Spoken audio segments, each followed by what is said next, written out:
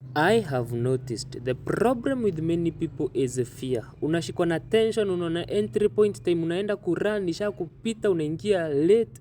Eish, unaona ile courage unakuanga nayo kwa demo, nataka uitransfer ikuje kwa real account. Transfer that courage ikuje kwa real account. Juu hiyo uoga haki ya nani itakumesa. Aha, turudi kwa D-Saccos entry ni unaona ndo hiyo 5 isha kupita time isha run, isha toka kwa 5 iko kwa 0 but isha run.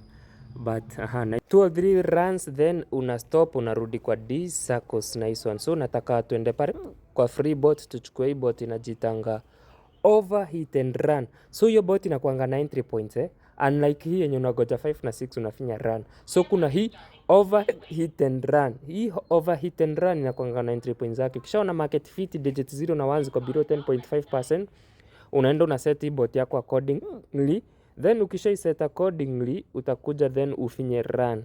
Then ukisha i-run acha i-run, unakuja hapa kwa Jonopat. Hapa kwa Jonopat unaona hii bot inatafuta entry. Ndio hiyo inatafuta. Ikipata entry ina purchase contract yenyewe. Ndio hiyo isha purchase. Shit. Kwani leo rada. Ndio hiyo inatafuta entry. Ikipata entry, so hii bot iko fast compared na wewe mwenye uko na uoga. Ndio ishapiga loss ya kwanza.